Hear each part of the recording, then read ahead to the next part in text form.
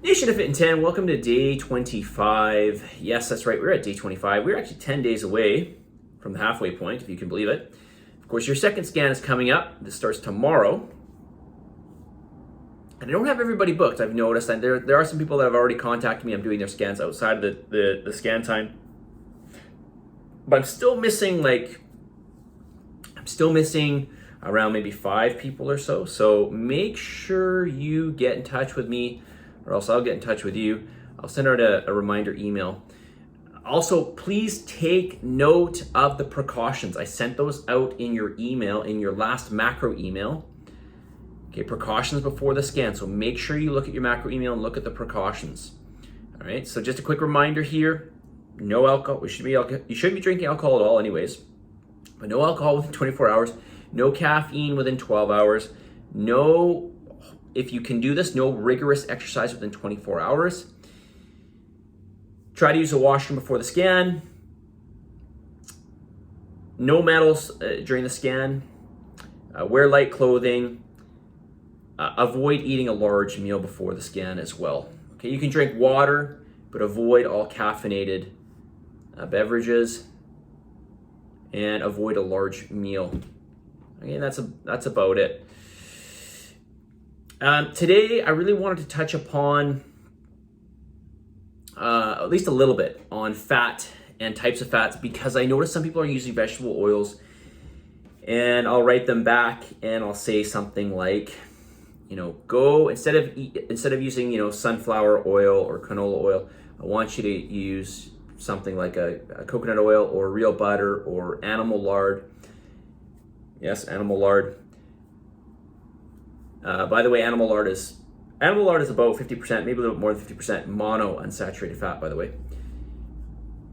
But a lot of people have it in their mind, because it's been promoted, that polyunsaturated fats are heart healthy. But polyunsaturated fats are the most unstable fats. Vegetable oils, these extracted oils, are highly carcinogenic because they are unstable. The reason they are unstable is because they are polyunsaturated. There's multiple double bonds. So if you have any kind of science background, chemistry background specifically, this just simply means that they are more reactive. Okay, they're more likely to be able to react with other things because they have these multiple double bonds. And that doesn't really explain why they're more reactive. We don't need to get into the chemistry of it. The other thing that we need to pay attention to here is not just that. Let's just say they weren't polyunsaturated. It's the mechanism that they have to go through, the mechanism that vegetable oils, or the mechanism that whatever the initial product is, whether it's canola seeds or soybeans or corn or whatever it is, whatever process these have to go to extract the oil is quite rigorous and certainly not good for us. So I'm going to just tell you actually what has to happen here, okay? So basically we take things like whatever it is, the cotton seeds, the canola seeds, whatever it is, the soybeans, and the oils are extracted by basically high temperature and pressure. And then from there, the remaining fraction of oil is removed using some sort of solvent like hexane, or maybe some other solvent. Hexane is a common one.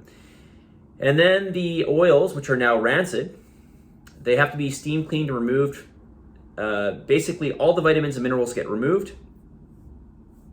Or, excuse me, not vitamins and minerals. Vitamins and antioxidants get removed. But generally, the solvents and pesticides still stay intact. And then the oils get mixed with usually a nickel catalyst. And then the oils go through basically high pressure gas and high temperature reaction.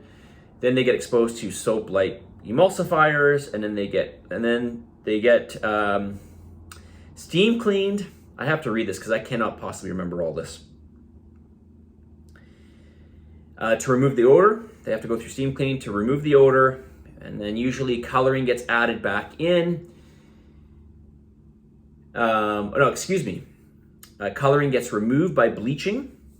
And then artificial flavors or colors and synthetic vitamins are added back in.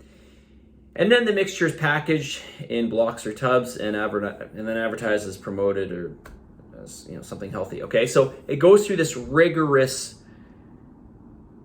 processing that that really opens up the oil to be highly carcinogenic, for one, but two, having a lot of the nutrients removed, and three, we're getting exposed to a lot of the solvents. And quite honestly, this oil is already it's not the oil as we would think it. It's rancid, right? Well, I already said that when I explained it. Okay, so the oil is actually bad, essentially. So keep this in mind when we're looking at something like butter, for instance. What is the process to get butter? How do we get butter? Well, basically we take milk from the cow and it's pasteurized unless you have raw milk, and then the cream is skimmed from the top. That's essentially it. Okay, the cream is basically churned and the butter is formed. Okay, so basically the cream comes off the top, the cream is churned, and then you have your butter. We can do this ourselves, actually, just with a beater at home. So think about that, right? And now you might say, but it's saturated fat. And I say to you, good. That is saturated, means there's no double bonds, it is highly stable. It is a much more stable fat, which is typically why we cook, or why it's recommended to cook. Well, it's not recommended, but I'm going to recommend that you do. More people are recommending it now, that you cook with some of these more stable fats. All right, so we've got to get away from this this belief. I'm telling you right now, this idea that saturated and monounsaturated. And I say monounsaturated because when we're talking about animal lard, we're talking about saturated, monounsaturated. Coconut oil is primarily saturated fat. These are all, again, very, very stable fats. They are the safest to consume. They are the safest to cook with. They are going to be more stable sitting on your shelf. There's really no problem with them being exposed to light, etc. Okay, and they don't go through this processing method where, again, they go rancid, they get exposed to solvents, they get nutrients removed, they get coloring added, they get bleached, etc. All right, so a little bit of background on that, and I'm already at 8 minutes. I didn't even get to the topic of the day. So let me get to the message of the day. And I really like this one because this describes